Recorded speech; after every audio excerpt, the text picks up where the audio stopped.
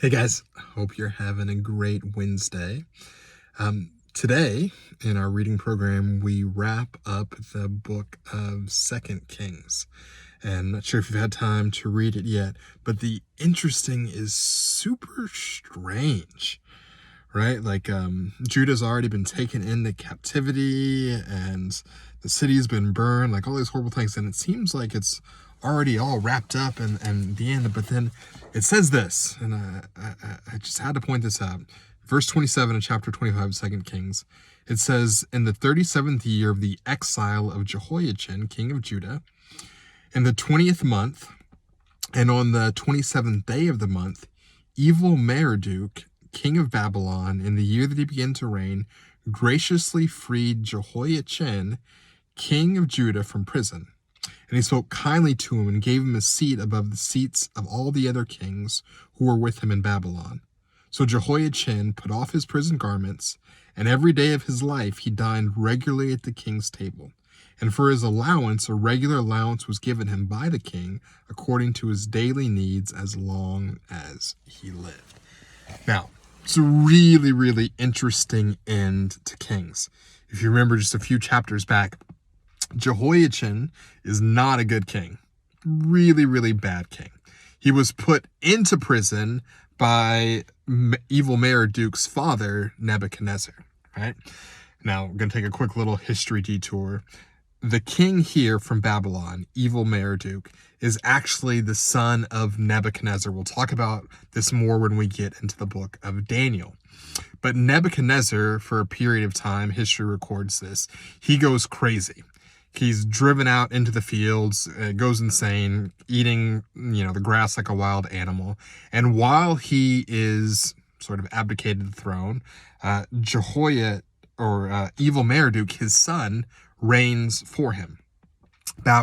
King Nebuchadnezzar is restored, takes back over his throne. He's paranoid about his son, thinking that he's a threat to his reign. So he puts his son, evil Merodach, the one in our story here, he puts him in prison. Now, connect the dots. Evil Merodach's in prison, and while he's in prison, who does he meet? Jehoiachin, right? So, when Nebuchadnezzar dies and evil Merodach returns back to the throne, right? Who does he remember? His prison buddy, Jehoiachin. I point this out because it seems like a really, really strange ending, but I don't know. The Lord just really spoke to me about just a wonderful, wonderful example of his mercy and grace in this story, right? Mercy. Jehoiachin was not a good guy, right? He did evil in the sight of the Lord, the Bible tells us. He was wicked. He was rebellious. And he's in prison getting his up and comings. He is so deserving of this. He's without hope, deserving of death.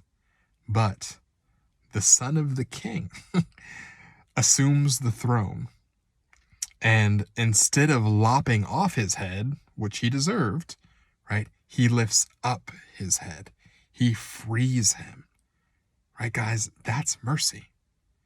But it doesn't just stop there. Not only did he free him from prison, but what does he do?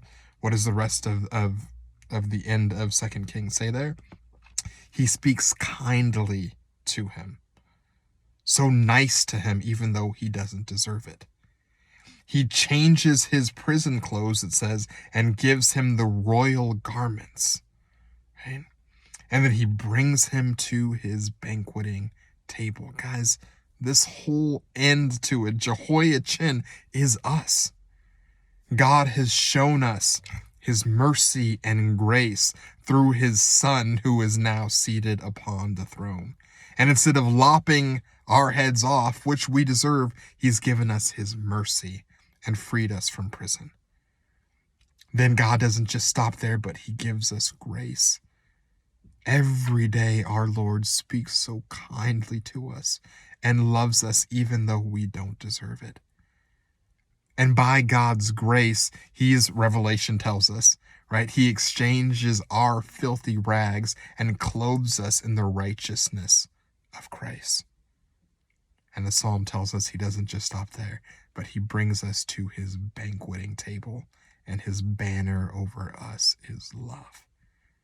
What a beautiful, beautiful picture. We are all Jehoiachins, but because of God's wonderful mercy and grace, he has changed us forever. So just thought I'd point that out. Hopefully it encourages you guys. We'll hopefully talk about it more on Sunday, but have a great day, guys. God bless you.